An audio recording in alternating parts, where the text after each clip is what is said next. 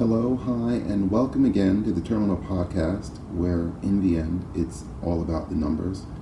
This is a show about baseball when in season, but it's not always baseball season. I'm your host. We are broadcasting high above Civic Station in downtown Atlanta, and tonight I'll be talking about a couple things. Shohei Ohtani's $700 million to go to the Los Angeles Dodgers for the next 10 years, and how I'm now the old guy. But first, what was expected, I thought we all knew that Shohei Ohtani was going to sign with the Los Angeles Dodgers. This has been in the works for years, is easily to say. The Dodgers didn't re-sign players, let Cody Bellinger and other expensive items like that leave, and saved up money for this moment. They've asked Mookie Betts to become a second baseman for this moment so that they can find other fielders and other people around Shohei Ohtani. He's already in Los Angeles, in Anaheim, however close that is to Dodger Stadium, but it's not that far. He doesn't have to move or re-up or relocate his family, his base of operations and everything like that. It's just, instead of driving to the left when I come out of my driveway, I'm going to drive to the right. This was a done deal, and it's fascinating the way things were played off of it. The simplest thing is he asked for silence. He wanted this to be done as quietly as possible. He didn't want to put all his business out in the street. When athletes are loud about it, they're reprimanded and saying that they're showboats and they should be quiet and such like that.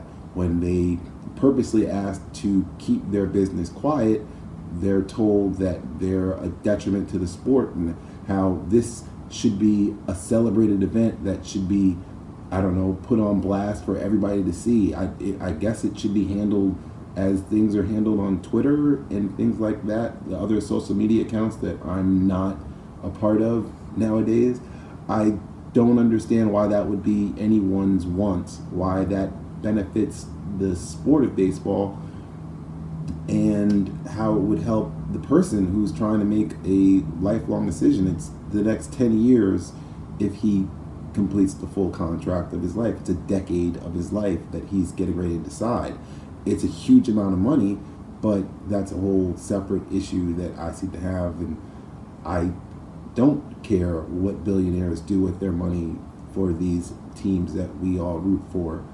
I feel that they have the money to spend, otherwise they wouldn't have purchased the team. However they choose to spend it is up to them. If they choose to go all out and spend it as if they're playing in a league that doesn't have a salary cap, meaning they can spend as much of it as they want, feel free.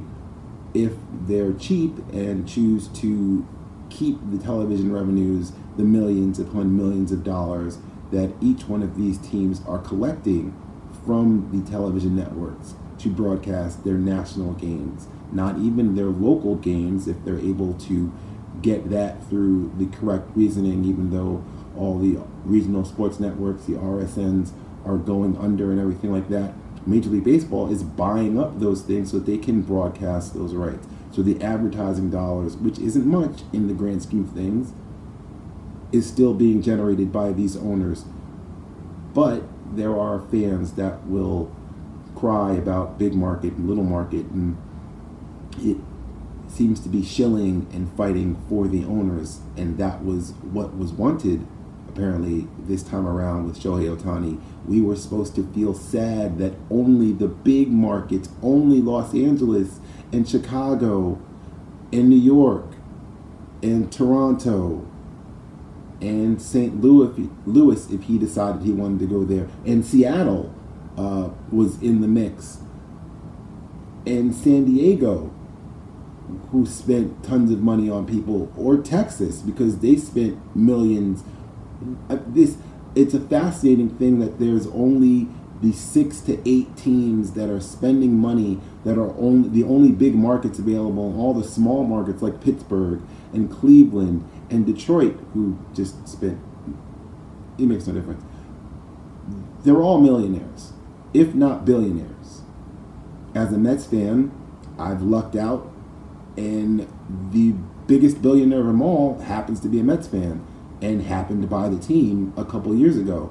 So eventually, the benefits of having a ultra rich guy who wants to spend money on the thing that you're rooting for will pay its benefits.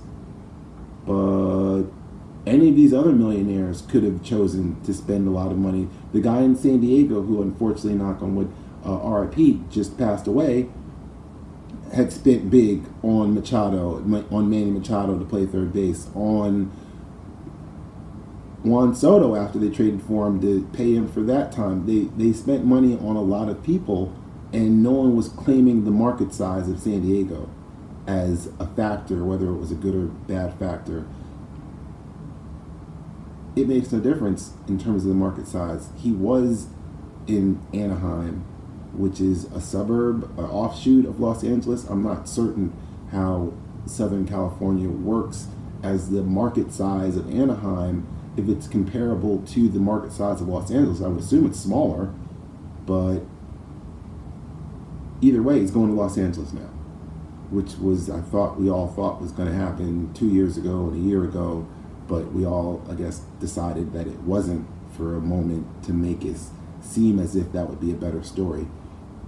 Either way, I'm assuming you go Betts, Freeman, Ohtani, or do you put Betts in the middle there?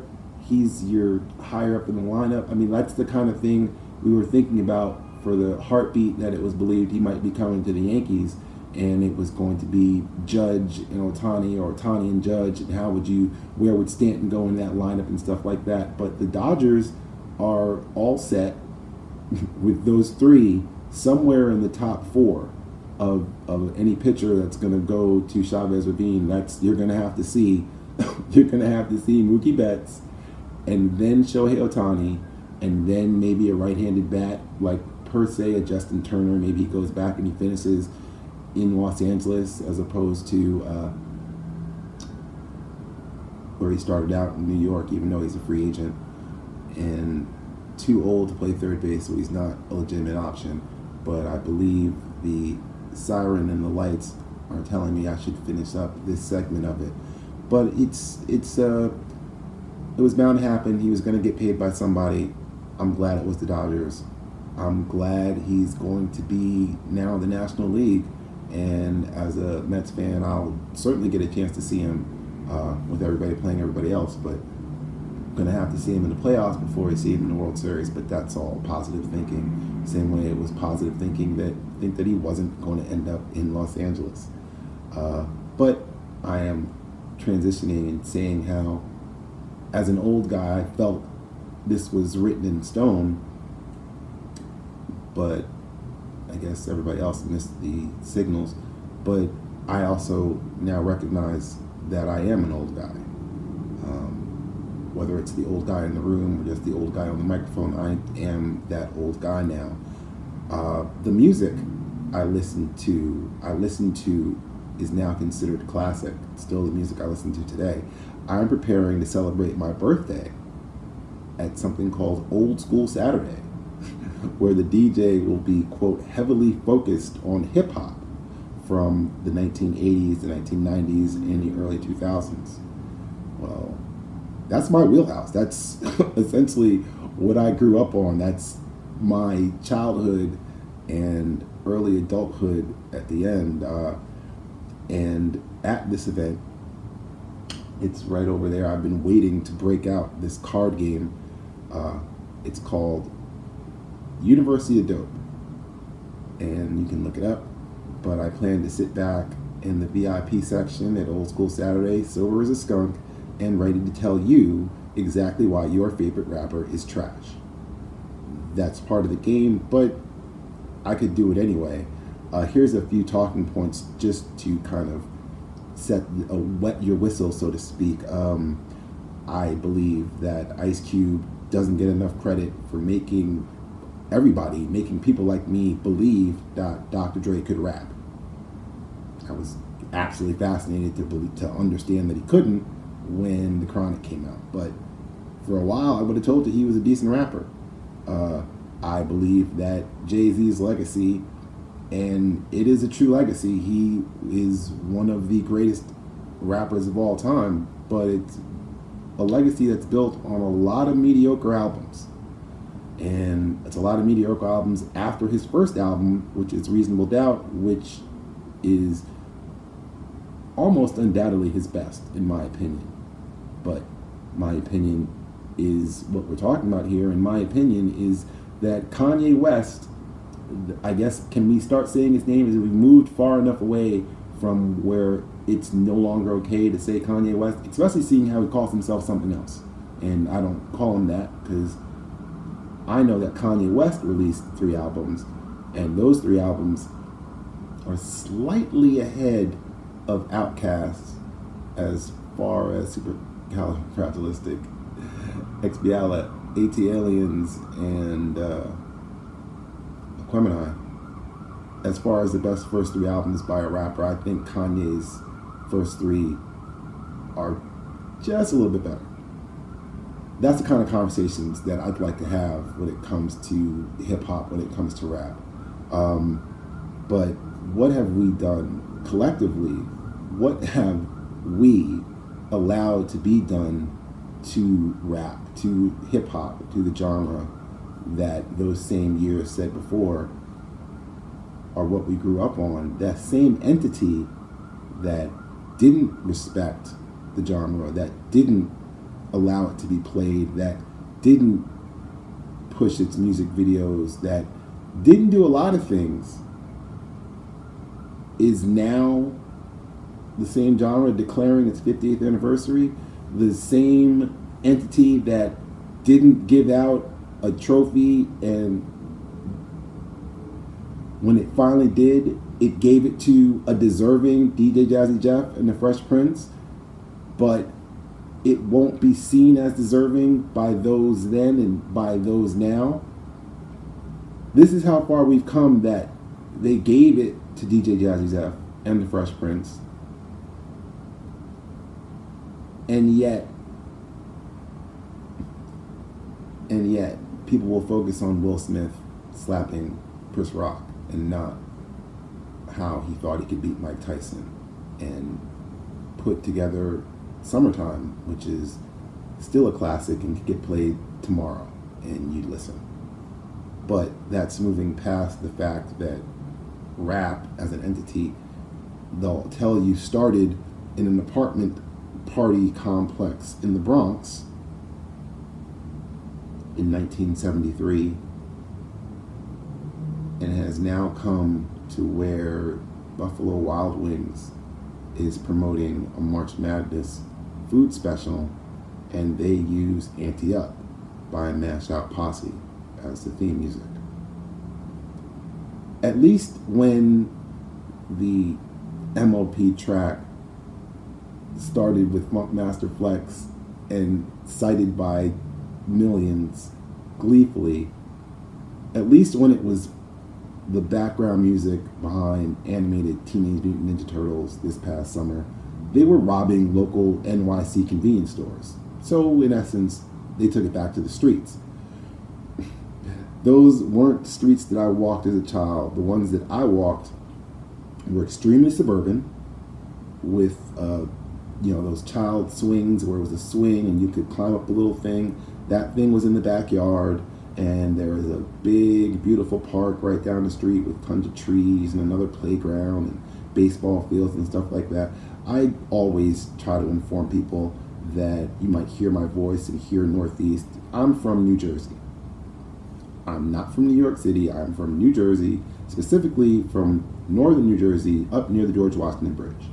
Now, when I say that, some people that provides an exact pinpoint for where I am, for what you're getting ready to experience by listening to this, but it also informs that I had easy access to Manhattan. Hop on 175, it was $2.50. I have no idea what it's like today, And I'd love to say that all the clubs that are referred to in the countless rap songs from the 80s and the 90s, like The Tunnel or Union Square and things like that, The City, those were my favorite happenings. I'd love to lie and tell you that, but it would be a lie. My sister hung out at those spots. She went across the bridge. She also hung out like I did at a roller rink in a couple towns next door to where I grew up. I would spend my middle school weekend nights and afternoons, not nights, my middle school weekends, the afternoons, attempting to interact with the opposite sex. There's no other way to say it. I would get picked up before dark because my evenings would be spent tucked away while my sister and people of her age and artists like De La Soul would do things described in a song like a roller skating jam named Saturdays. That kind of stuff took place while I was asleep, and my sister and her friends and her ilk were taking it and having that same joy. The rink is where it was, and that is the same location that I'd be, and that is the same location that De La was at, and it's near, generally speaking, where Biggie and Junior Mafia bought a townhome after they all got paid from the Conspiracy album that features Get Money and Players Anthem, which if I had the copyrights and just played the first 4 bars, you'd know exactly what it was. But there is a distance, the same way with those copyright laws and me and that actual music, there's a distance that was between me and all of this. Rap evolved into hip-hop just as I grew up on my philosophy and microphone theme and talked my way a couple of years after high school into a college radio station power position, powerful enough that for 3 years I supplied the DJ that lived next door to me as a freshman with the latest albums, singles and vinyl, all from labels like Def Jam and any other ones you could think of from the late 20th century that were sending all of this stuff to a college radio station, meaning they were sending them to me, and it would be for free. So Snicket and the Kid sold out clubs like Paradise and other places like that all over the Back Bay and would rock your basement party for the right price. It was a great time for me because I got to hear all of this music. I got it for free and then would write about it or talk about it and all the stuff like that, which means all of that is to say that when I do say that your favorite rapper is trash, I've got years of history and a whole BS to back it up. So, as I said earlier, I'll be in the VIP at the Old School Saturday at the Hyatt Regency in a couple weeks. I'll be in the back, and soon, hopefully, I'll have a better close for this than that. I hope to see you again, and since I'm not seeing you, I hope you'll hear me again, and have a good night.